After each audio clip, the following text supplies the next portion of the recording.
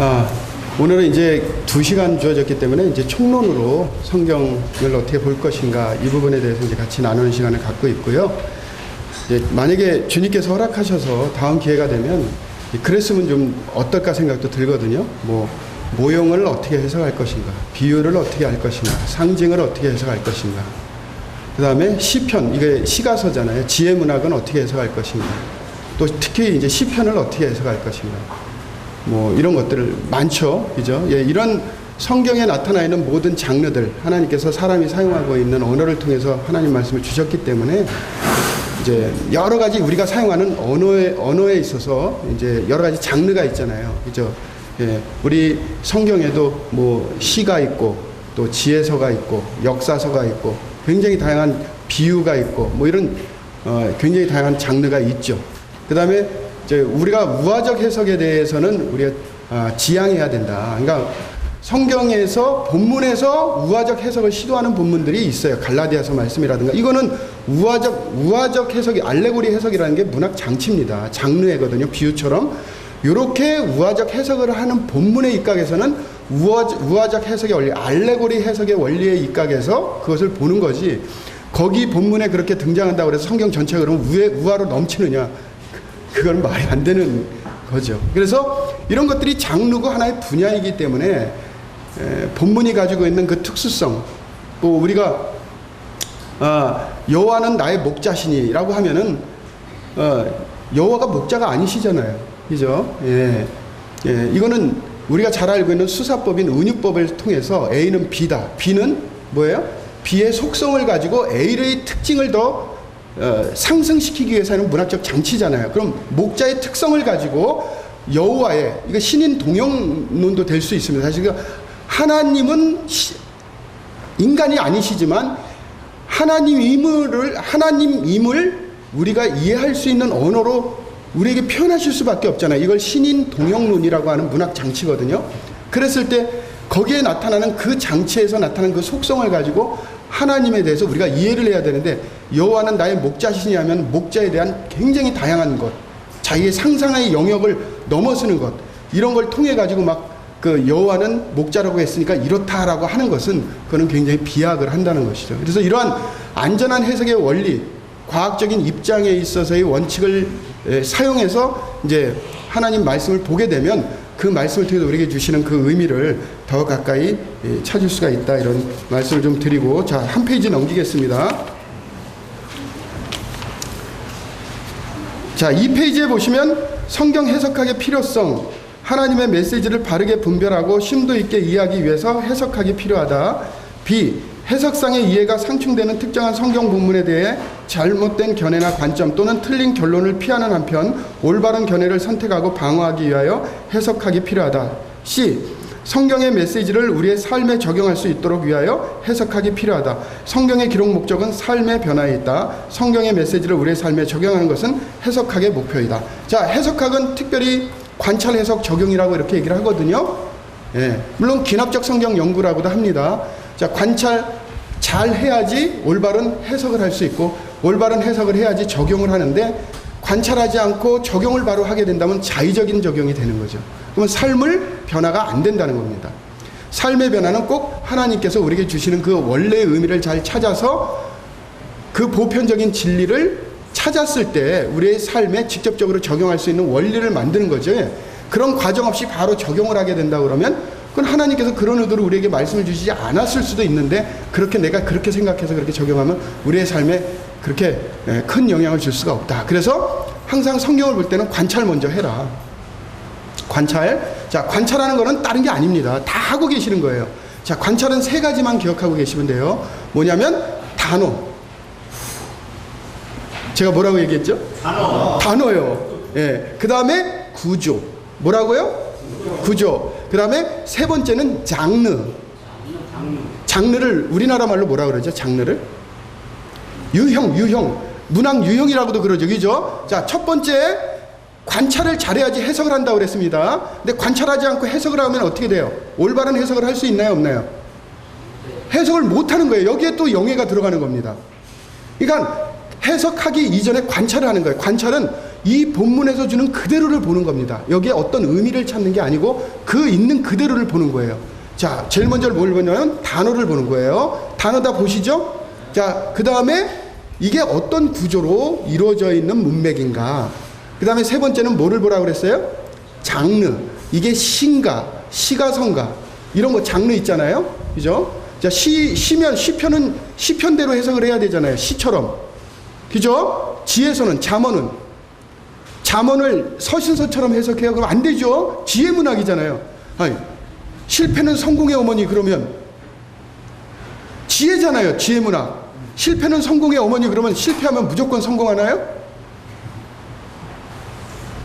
이게 시가서, 다시 얘기해서 지혜문학을 이렇게 서신서처럼 해석하면 큰일 나는 겁니다. 이게 영예예요. 영예 될 수가 있는 것입니다. 실패는 성공의 어머니라는 건 뭐예요? 실패하면 많은 교훈을 받아서 삶이 실패에 대한 대비할 수 있는 마음도, 그러니까 성공 확률이 커진다, 이런 의미에서 실패는 성공의 어머니라는 지혜, 격언, 이런 걸 얘기하는 거잖아요. 그죠? 근데 실패는 성공의 어머니 그랬는데 성공하기 위해서는 실패해야 된다, 이렇게 하면 큰일 나잖아요. 이게 바로 이제 성경에는 장르가 있다라는 것입니다. 자, 그러면 와, 해석학 시간을 딱 5분 안에 저희가 정리를 했네요. 이거예요. 더 이상 없어요. 자, 첫 번째 뭐를 보라고요? 왜 대답 안 하세요? 재미없게. 자, 첫 번째 뭐를 보라고요? 단어. 두 번째 구조. 세 번째 네 번째 자, 네 번째는 분위기입니다. 분위기요. 성경의 분위기. 네. 자, 첫 번째 단어, 그 다음에 구조, 세 번째는 장르, 네 번째는 분위기를 보라는 거예요. 이 분위기가 굉장히 중요한 게 뭐냐면 성경의 3분의 2가 70%가 내러티브입니다. 다시 해서 이야기예요. 이야기하고 이야기체하고 틀려요. 자, 이야기는 시간의 흐름대로 그냥 사건이 전개되는 거고, 이야기체라는 것은 뭐냐면 이런 사건의 흐름을 순서를 바꿀 수도 있고 뒤집을 수도 있고 먼저 나오기도 하고 하면서 그 이야기를 기록한 그 저자의 의도가 담긴 거예요. 근데 이야기는 그냥 한 대로 쭉 역사적 사건을 시간적으로 쭉 얘기하면 이야기가 되겠죠. 그래서 이야기체라고 번역된 것을 영어로는 내러티브라고 그래요. 내러티브라고 들어보셨죠? 그죠? 자, 저기 뭐예요? 그 아브라함의 이야기는 내러티브죠. 이야기잖아요. 야곱의 이야기 내러티브잖아요. 그죠? 자, 이렇게 마찬가지로 성경에는 거의 70%에 해당하는 내용이 내러티브예요. 그래서 그때 그 당시에 있었던 그 사건이 전개되고 있는 그 분위기. 야곱이 언제 씨름을 하죠? 야복강에서 분위기를 봐요.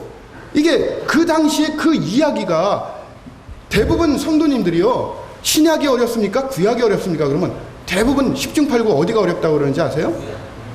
그거는 형님처럼 성경을 진지하게 보시는 분이 그렇지. 다 신약이 어렵다고 그래요. 구약이 진짜 어렵습니다. 그죠? 신약은 규범이 있잖아요. 그죠? 신약에는 서신서잖아요. 그죠? 바로 적용할 수 있는 내용이 있잖아요. 근데 구약은 어떻습니까? 특히 이야기는 이야기만 있잖아요. 근데 그 이야기가 왜 그 많은 아브라함의 이야기가, 그 많은 이야기 중에 어쩌면은 0.0001%도 아닌 내용, 아브라함의 그 수많은 이야기, 삶의 전생을 통해서 이어진 이야기 중에 하나님께서 무슨 이야기를 합하셔가지고 기록하셨잖아요. 근데 그게 0.01%라도 되겠냐고요.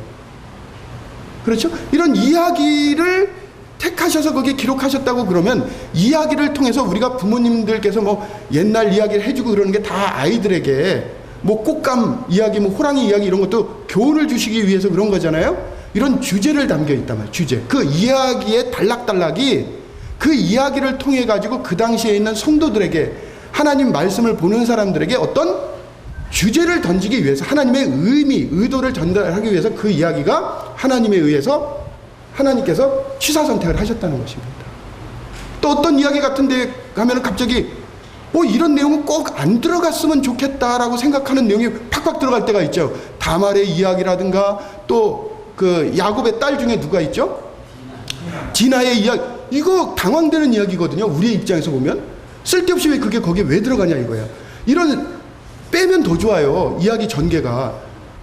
근데 이런 이야기가 막 삭삭 막 들어가 있잖아요. 그죠? 왜 들어갔을까? 놀랍지 않습니까? 왜 야곱이 씨름을 할 때 왜 그런 분위기야만 하냐 이거예요. 그렇잖아요. 어? 다 떠나보내고 야곱강 한쪽에 자기만 남았잖아요. 근데 하필이면 그때가 어딥니까? 또 밤이에요. 우리가 사막에 가봐서 알겠지만 사막에 가보신 분 계세요? 이스라엘 가세요. 제가 추천드립니다. 우리 목회자님들은 물론 돈이 없어서 좀 그러신데 좀 죄송하기도 하지만 이 사막의 광야는요 앞사람이 안 보여요. 그러니까 이렇게 가이드가 자 사막을 걷습니다 그러고 이제 해가 떨어질 역에 걷거든요. 걷는데 손잡고 걸으라고 그래요. 그러면 해가 이제 딱 떨어지면 갑자기 손잡았는데 옆 사람이 안 보여요.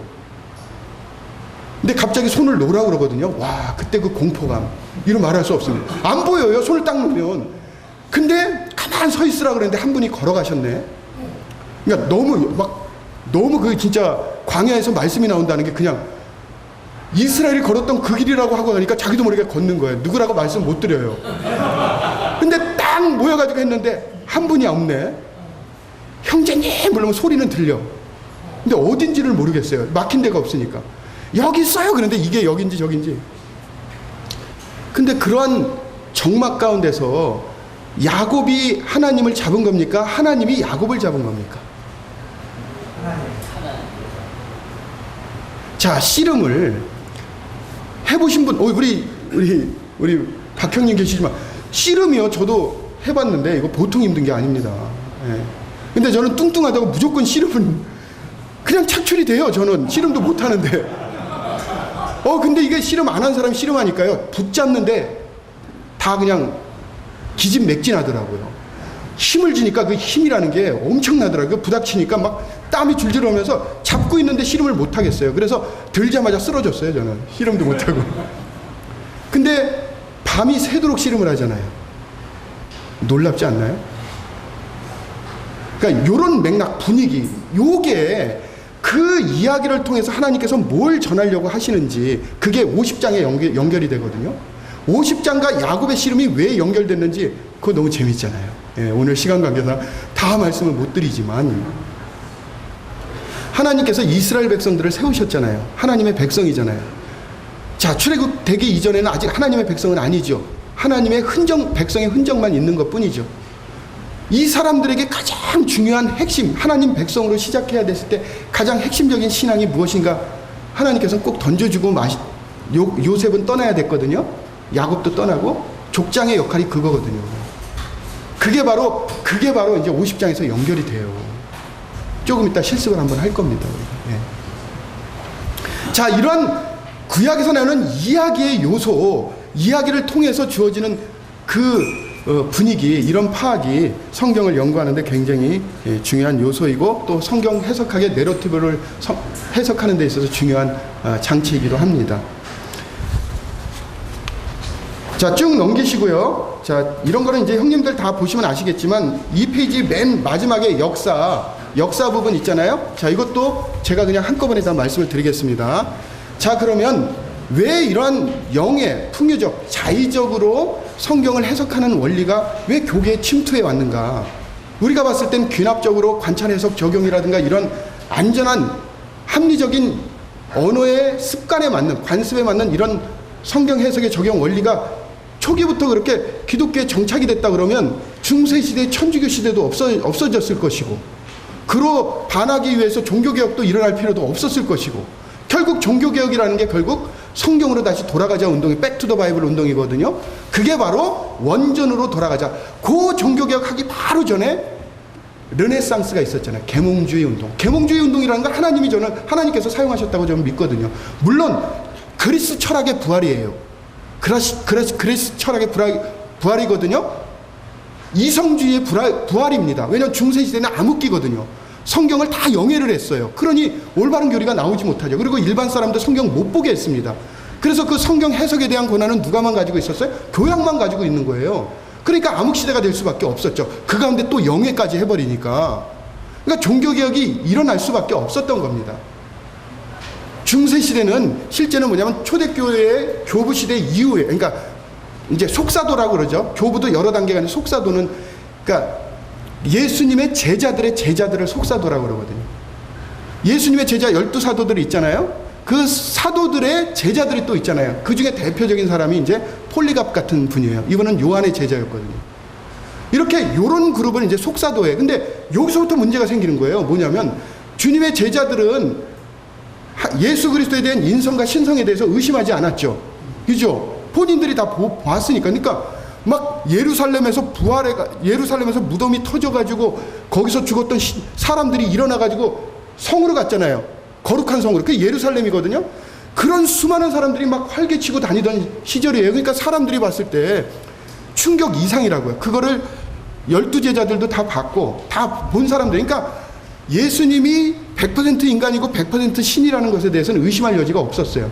근데 이런 분들이 다 주님 나라 가게 되고 그 제자들만 남다 보니까 이제 이단들이 들어와서 공격하게 되죠. 야, 내가 보기에는 그게 비상식적이지 않냐.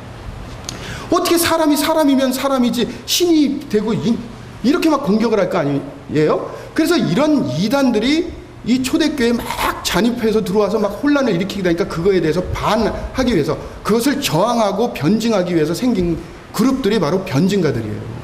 이게 교회사에 나오잖아요. 그렇죠? 이 중에 이제 초대 교부들이 그런 역할을 했어요. 대부분 우리가 갖고 있는 삼위일체 교리라든가 이런 것들이 다 그때 시대에 정립이 된 거거든요. 자, 이때 시대 때 실제는 가장 중요한 핵심적인 두 학파가 있었습니다. 초창기에는 알렉산드리아가 굉장히 중요했었어요. 여기에 유대인들이 굉장히 많이 살았잖아요. 그죠? 70인역이 거기서 번역된 정도니까 얼마나 많이 살았겠습니까? 근데 여기에 거듭나지 않은 유대인들이 있었는데 이분들은 구약은 믿잖아요. 그 중에 아리스토블로스와 필로라는 사람이 굉장히 유명한 이스라엘에서 지금도 알려져 있는 학자예요. 이 사람들이 유대교를 전하기 위해서 그리스 신화가, 그러니까 그리스 사람들이 가지고 있었던 성경 해석 체계를 사용해서 구약으로 가지고 옵니다. 그 이유는 뭐냐면 너희들이 그렇게 신봉하는 그리스 철학이라는 것은 우리가 믿고 있는 구약에서 차용해 간 것이다 라고 하면 연결을 시켜야 되잖아요. 그죠? 그 연결시키는 그 방법으로 그리스 사람들이 사용하고 있는 성경 해석 체계를 가지고 와 버렸어요. 그게 바로 그러면은 두 가지로 대표되죠. 하나는 뭐죠? 그리스 철학. 두 번째는 뭐죠? 그리스 신화입니다. 신화. 자, 그리스 철학은 과학이죠. 합리적이죠. 신화는 뭐예요? 추상적이고 비과학적이고 신화적이죠. 이것이 양립될 수가 없어요. 어떤 문화든. 근데 이상하게 그리스는 그리스 신화도 포기하지 않고 그리스 철학도 포기하지 않아요. 그러니까 두 가지가 양립되는 데요. 그러면 우리가 성경을 볼 때는 귀납적으로 과학적으로 합리적으로 봐야 되는데 그리스에 있는 사람들에게 이제 이 사람들은 거듭난 사람은 아닙니다. 그냥 유대인 학자들이 유대교를 소개를 하려고 그러면 어떻게 돼요? 그들이 인정하고 있는 그리스 신화에서 나타나는 제우스 신이라든가 이런 사람들에 대한 그런 사람들을 전부 다 풍요적으로 해석해서 인간이 사는 세계로 데리고 와 버리잖아요. 이런 해석 체계를 이제 구약에 적용하기 시작한 겁니다. 이래서 이제 유대교를 통해서 풍요적 해석이 들어오는데 죄송하지만 이 알렉산드리아에 거듭난 성도들이 많이 생기게 됐어요. 그래서 이 알렉산드리아에 시작한 그 유대교 신앙의 그런 어떤 성경 해석적인 체계가 알렉산드리아에 있었던 거듭난 그리스도인들에게도 영향을 미칩니다. 이때 시작한 게 바로 풍요적 해석이에요. 우리 거기 교재에 보시면 거기에 뭐 클레멘트, 오리겐 뭐 이런 사람들이 다 그때 등장한 사람들이거든요. 어쨌든 이런 식으로 이제 초대교회 이후에 이단이 들어오면서 그들을 변증하기 위해서 성경을 가지고 이제 신학적인 체계, 다시 삼위일체 교리라든가 이런 걸 다 거기서 만든 거, 신론, 인간론 이런 걸 이때 다 만들어져요. 그러니까 100% 인간이냐, 100% 신이냐. 예수 그리스도는 도대체 제자들은 괜찮았는데 그 남은 사람들은 얘기 들어보니까 진짜 그런 것 같거든요. 그러니까 이런 고민을 하죠. 맞아. 100% 신은 아니고 99.9%는 신이고 1%는 인간이 아니었을까? 이런 의문점이 생길 수가 있잖아요. 그죠?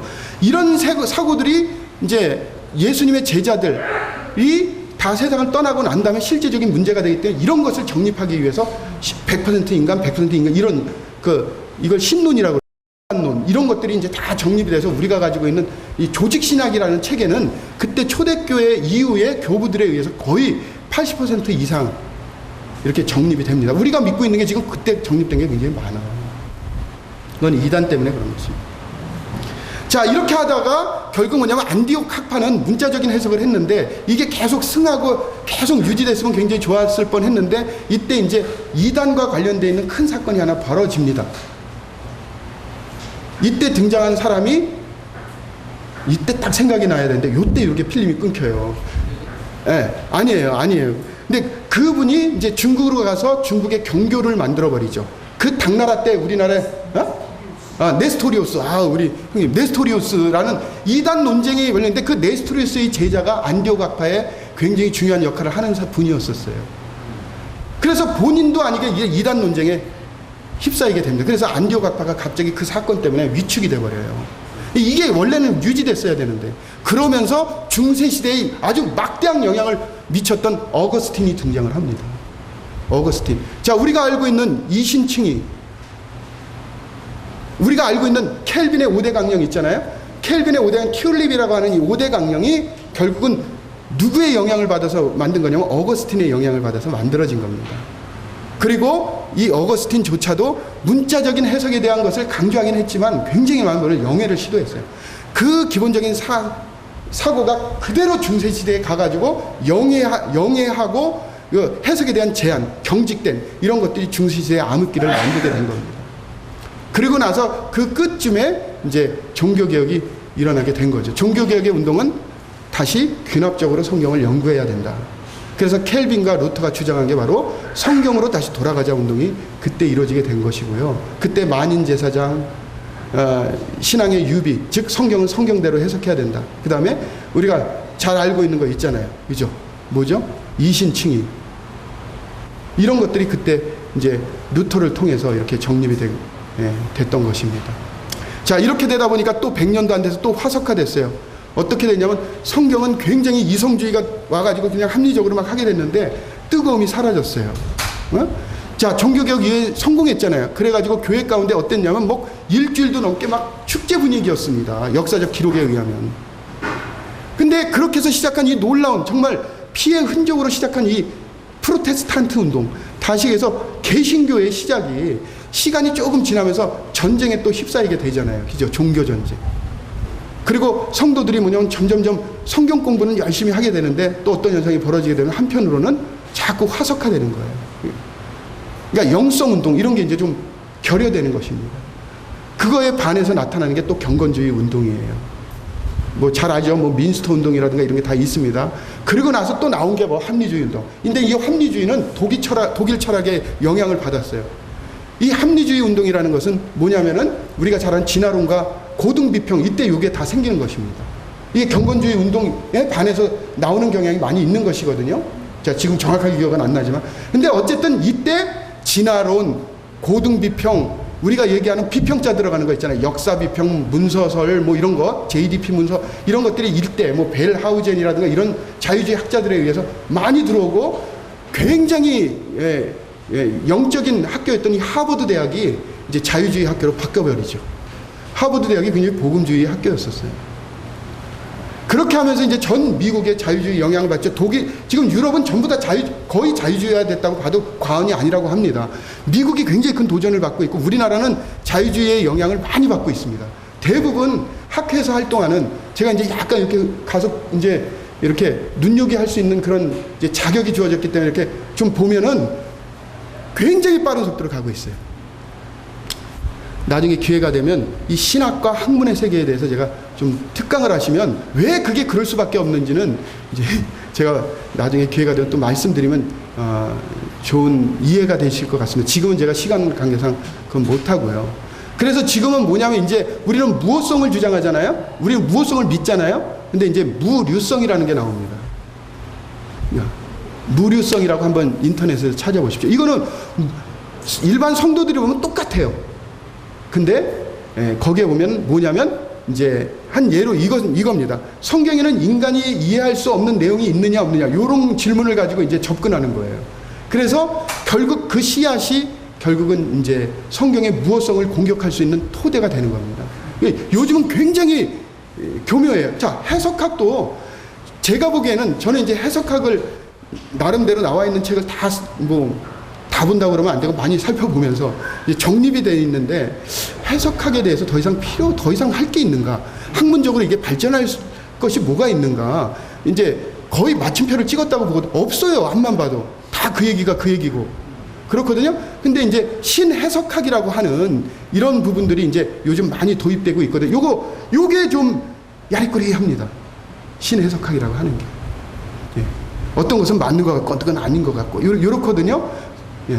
그래서 요런 거에 대한 관점도 이제 좀 어려운 부분이긴 하지만 좀 우리가 좀 이해하고 있으면 좋다. 자, 우리는 주변에 뭐 어쩌고 저쩌고 신해석 이런 게 중요한 게 아니고 우리는 성경의 무엇성을 100% 믿는다. 성경은 무하다. 그것만 가지고 있으면 돼요. 주변에서 무슨 얘기를 하더라도 성경의 무엇성만 가지고 있으면 됩니다. 별로 안 좋아하시나요? 좋아요. 네. 그게 딱 기준이에요. 성경이 100% 하나님의 말씀이냐, 성경의 무엇성, 요거 하나만 딱 가면 주변에 무슨 얘기를 해도 그냥 그런가. 물론 어떤 분들은 학문적으로 호기심이 있어서 보는 사람도 있어요. 그렇지만 이건 항상 뭐냐면 다른 사람이 어떻게 접근하느냐, 저도 그런 걸 보거든요. 근데 어떤 결론도 뭐냐면 그거는 학문이기 때문에 학문적인 호기심이거든요. 그러니까 항상 거기에 변증학이 등장해요. 해겔. 이게 뗄래야 뗄 수가 없습니다. 불가지론 이런 것들이 대전제 가운데서 진행이 되는 건데 어려운 철학적인 접근이기 때문에요. 일명 얘기하는 천재들이 합니다. 천재들. 우리 같은 이 비범한 사람, 비범한 평범한 사람들은 그분들의 논리에 따라갈 수가 없어요. 왜 이렇게 일부러 어려운 얘기를 하면서 하는지. 그래도 제가 말에 뒤지지 않으려고 이해하려고 굉장히 노력을 하면서 보고 있습니다. 근데 조금 알 건 같아요. 그분을 제가 너무 평범한 사람이잖아요. 그런데도 그러니까 이게 머리가 지금 하얘지는 게 자꾸 그런 보기 싫은 책을 봐야 돼서 그런 것 같습니다. 어쨌든 성경의 무엇성이 우리의 가치관이다. 그것만 꽉 쥐고 100% 하나님의 말씀이라는 그 신앙의 대전제, 그걸 가지고 쭉 가면 우리 모임은 앞으로도 마찬가지 주님 오실 때까지 분명히 주님께서 우리의 신앙에 우리들을 사용하시고 그럴 거라고 믿어 의심치 않습니다. 자, 그래서 푹 뜁니다. 넘기세요. 다 얘기를 했어요. 다 얘기한 건 아니지만은 제가 일부러 이런 거는 이런 단어가 있다, 이런 걸 좀 소개시켜 드리려고 제가 가져온 거예요. 자, 그래서 지금 1시까지 하면 되잖아요. 그죠? 예. 자, 쭉 읽어 보시고요. 자, 구약성서 연구법으로 넘어가겠습니다. 구약성서 연구법.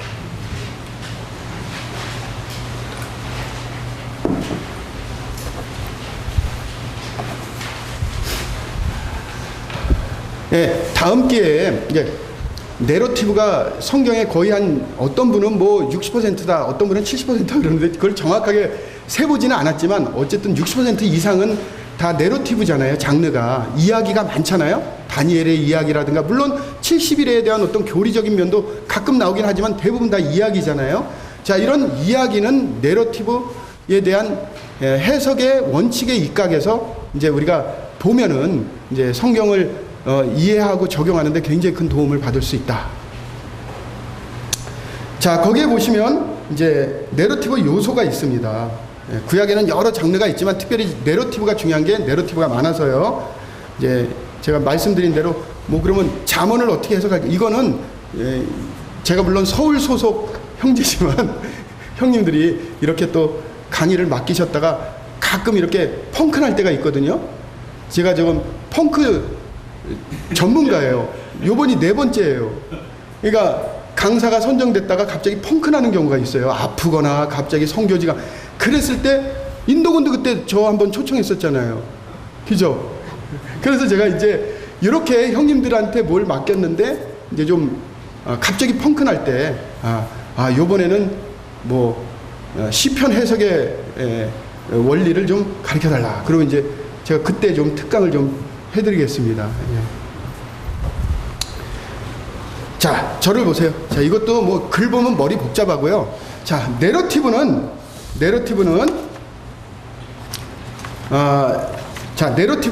자, 우리가 내러티브가 많다고 그랬잖아요. 자, 내러티브 이야기를 딱 여는 순간 우리 머릿속에 4가지가 떠올라야 돼요. 아까 우리가 관찰할 때 뭘 봐야 된다고 그랬습니까? 단어, 구조, 장르, 분위기가 3번째고 장르가 4번째였죠.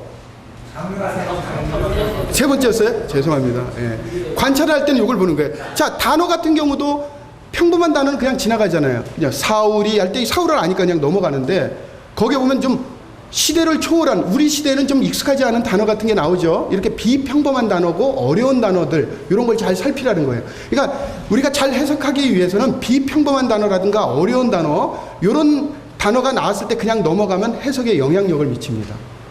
잘 해석하는데 방해 요소가 돼요. 그러니까 이렇게 성경을 읽으면서 그냥 넘어가면 이건 다음에 보지, 그리고 그냥 넘어가면 해석에 영향을 미치기 때문에 그런 단어가 나오면 다 찾으셔야 돼요.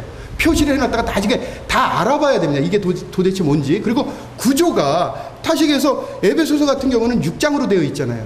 그렇죠? 근데 우리가 누구든지 그걸 알거든요. 에베소서를 보면 요즘은 다 주석 성경이 있기 때문에 에베소는 6장인데 1장, 2장, 3장, 4장, 5장, 6장으로 나눈다. 그게 진리는 아니지만 교계에서 거의 합의한 거잖아요. 그죠? 그렇게 합의돼 있잖아요. 그렇죠? 그런데 자, 로마서는 왜 9장에서 그렇게 갑자기 새로운 비약이 나옵니까? 이런 게 다 합의된 거거든요. 자, 그러면 4장에서 그렇잖아요. 그러므로라고 시작하잖아요. 이 구조거든요. 중요하거든요.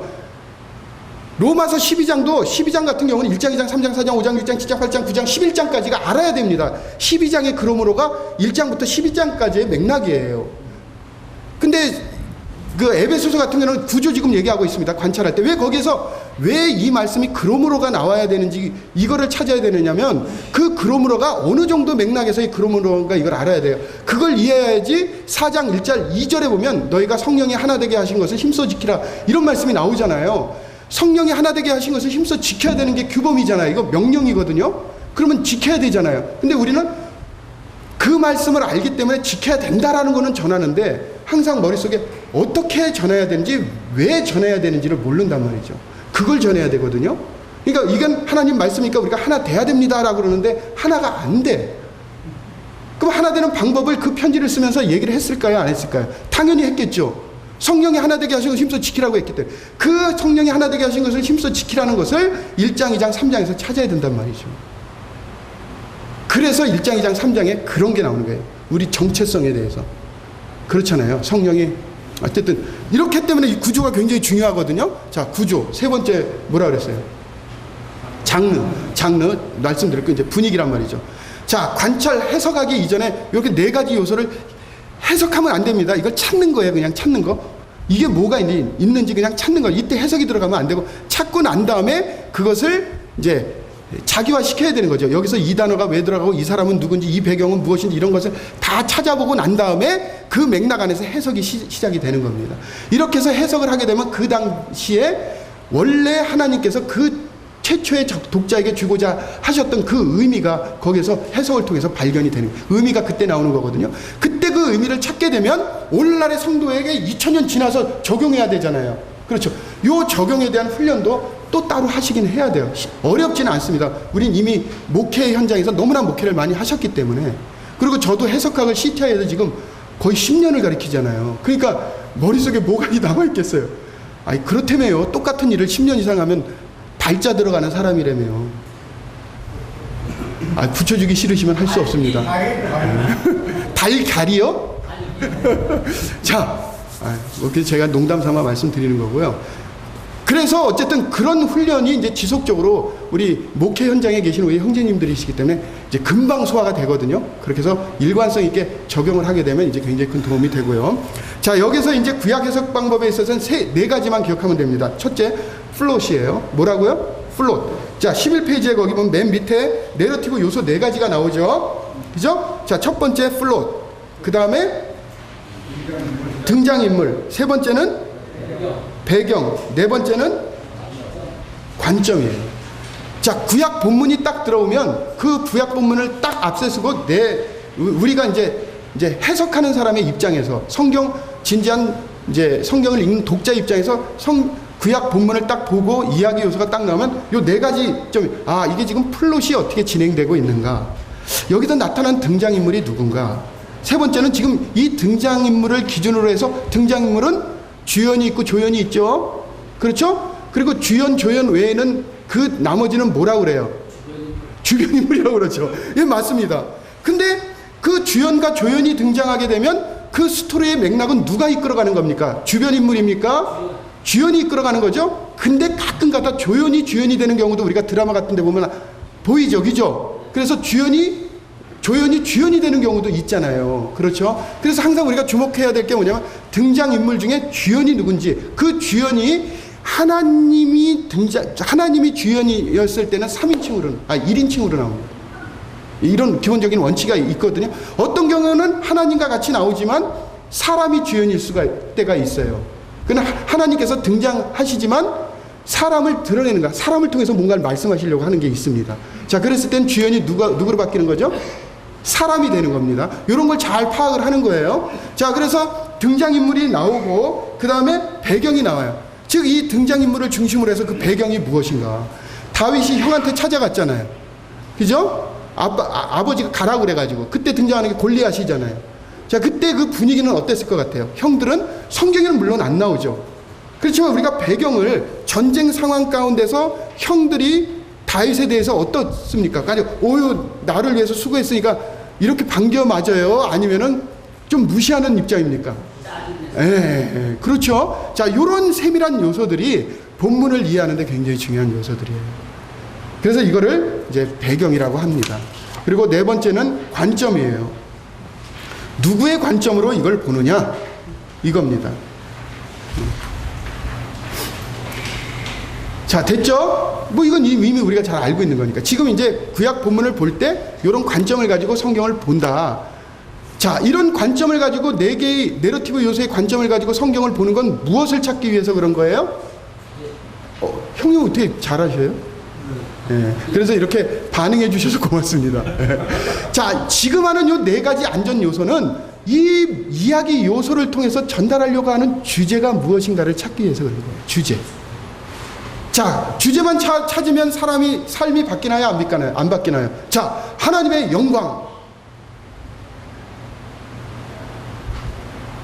지금 주제 얘기했거든요. 고난 가운데 승리. 왜 저를 보세요? 삶이 지금 바뀌셔야 되는데 안 바뀌죠.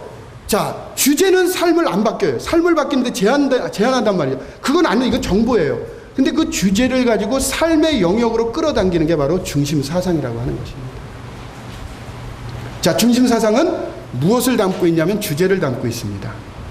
자, 중심사상은 무엇을 담고 있다고요? 중심사상은 주제를 담고 있다. 중심사상에 그 주제가 빠져 있으면 그건 중심사상이에요? 아니에요? 아니란 말이죠. 주제가 물론 중요해요. 그렇지만 우리의 모든 목적, 다시 하나님께서 하나님 말씀을 우리에게 주신 목적은 삶의 변화에 주님을 닮게 하는데 포커스가 되는 게, 지식이 잘하는 게 아니잖아요. 그렇죠? 성도님 대부분 제가 지금까지 모임에 있으면서 뭐 이런 얘기가 적당한지는 잘 모르지만 저는 어쨌든 주님께서 저에게 주신 대로 이렇게 공부하는 쪽으로 여태까지 초지일간 계속 왔거든요. 왔을 때 저를 격려해 줬던 분은 거의 없다고 보시면 돼요. 격려도 물론 격려하는 것 같지만 저는 격려로 느껴지진 않았어요. 정말 힘들었습니다. 뭐 이거 GNTV 찍고 있어서 제가 감정이 여기까지 올라왔다 지금 내려가는데 그 힘든 세월은 이루 말할 수가 없습니다. 근데 어쨌든 주님께서 제가 뚝심 하나 있거든요. 옳은 길이라고 생각했어요. 누군가는 해야 된다고 생각했습니다. 그래서 그냥 계속 그 길을 갔어요. 이렇게 가다 보니까 결국 뭐냐면 다시 이제 우리 모임이 참 좋구나. 근데 지금 저한테 전화 오시는 분들은 모임에 대해서 왜 이렇게, 이거 좀 편집 좀 해주세요, 형님. 모임에 대해서 좋은 얘기, 전화 오면 10중 8군 다 불만입니다. 제가 전화 받았다면 불만이에요. 그럼 오히려 제가 아니다라는 걸 얘기하는 입장이거든요. 원래 제가 불만 지수가 1중에 10이었다면 10 거의 가까이 9.9 정도가 불만이었었어요. 근데 지금 이렇게 내려와 있습니다. 다 그게 그거다.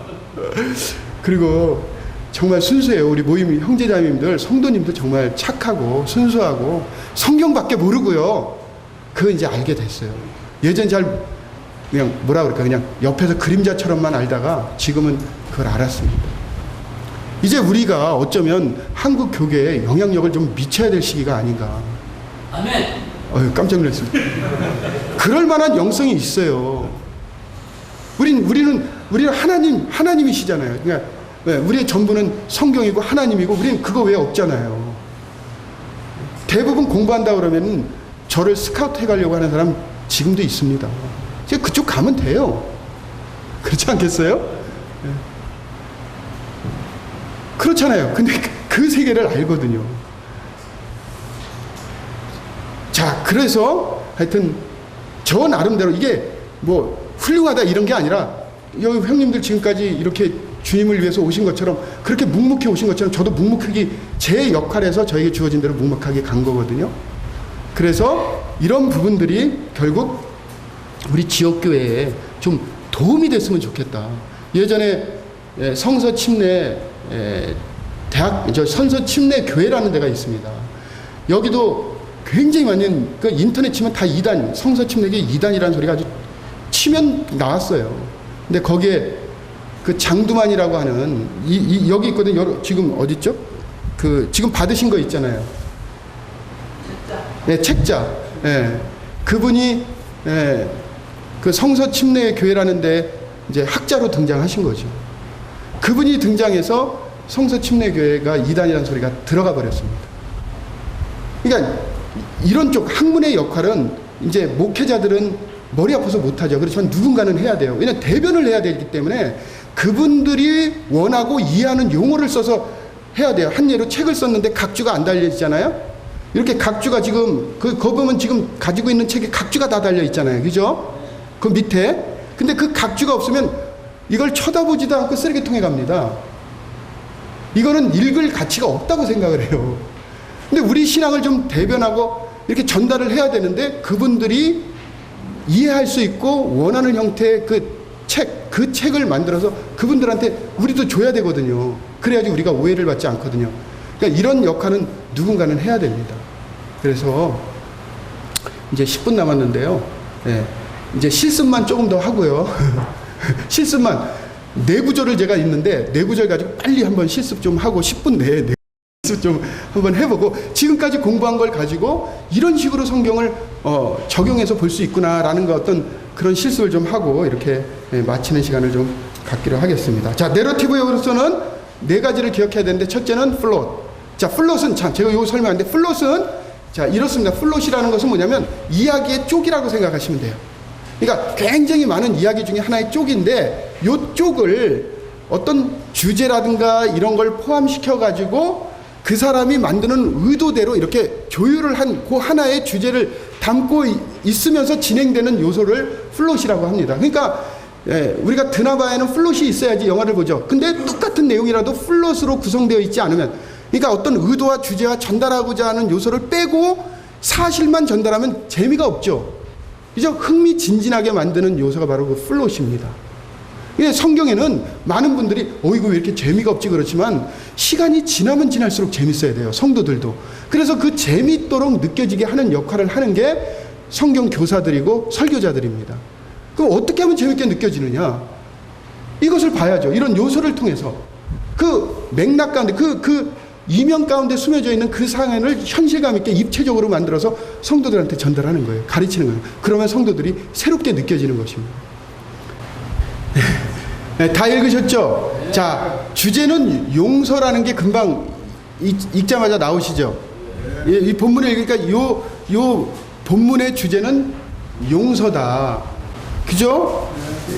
지금 이 부분에서 얘기를 자, 용서라는 주제가 담겨져 있어요, 여기에는. 그죠? 자, 그러면 용서라는 주제가 실제 그렇게 생각 안 해도 용서라 그러니까 맞다 이런 생각은 들죠.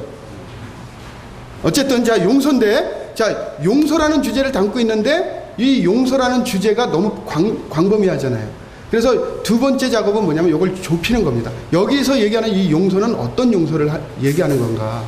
그래서 본문을 계속 관찰을 통해서 이런 것들 이제 지나가고 지금 해석하고 있는 거거든요. 자, 반복적으로 읽으면서 용서가 나오는데 어떤 용서로 보이냐면 뭔가 좀 인간이 할 수 없는 용서가 나와요, 여기에. 자, 요셉의 입장에서 이거 용서할 수 있는 건가요? 없는 건가요? 없죠. 근데 인간이 할 수 없는 용서가 나오죠. 그래서 여기서부터는 이제 개인적인 표현이 들어가는 거예요. 그러면 인간이 할 수 없는 용서를 어떻게 표현하면 좋겠어요? 자, 용서라는 주제는 나왔는데 이 내용을 통해서 하나님께서 이 본문을 통해서 용서라는 것, 어떤 용서를 가르쳐 주시기 싶으신 건데, 그러면 여기에서 나오는 이 용서는 어떤 것이냐? 어떤 표현을 썼으면 좋겠습니까? 인간이 할 수 없는 용서? 그러니까 요거는 이제 좀 만드시는 거예요. 이게 좀 훈련이거든요. 그래서 설교할 때 이런 거 만드는 게 굉장히 힘들어요. 자, 인간이 할 수 없는 용서다. 그러면, 자, 저는 설교할 때 그건 안 택합니다. 왜냐하면 우리는 인간인데 지금 인간이 할 수 있는 걸 가르쳐야 되잖아요. 근데 교회에서는 인간이 할 수 없는 걸 얘기를 하게 되면 어떻습니까? 우리 마음 한편으로는 하나님을 높이겠지, 그렇지만 그렇지 않거든요. 하나님의 말씀은 인간의 삶에 포커스가 있어요. 그러니까 집중되어 있거든요. 인간의 삶 변화. 그러니까 저는 이거를 그냥 이렇게 개인적으로 이렇게 했습니다. 진정한 용서라고 했어요.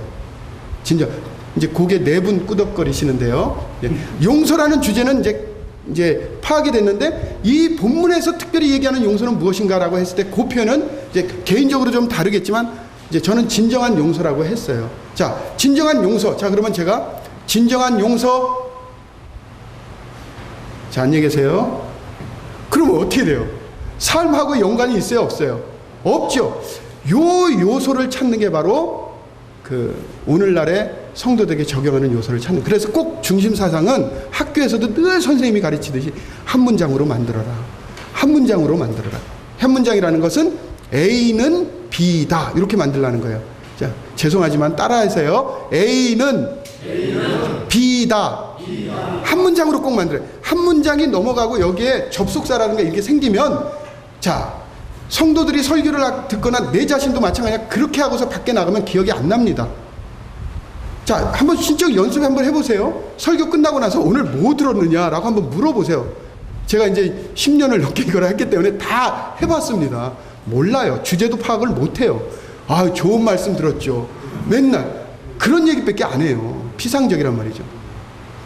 자, 그래서 진정한 용서는 이제 우리가 찾았는데 중요한 건 실천 요소가 중요하죠. 그죠? 그거를 이 본문에서 찾는 거예요. 자, 어땠을 때 진정한 용서가 가능하다고 전달될 수가 있을까요? 요셉과 형들은 굉장히 큰 차이가 있죠. 형들은 걱정하고 있습니다. 근데 걱정할 필요가 없는데 걱정을 해요. 왜 그렇죠?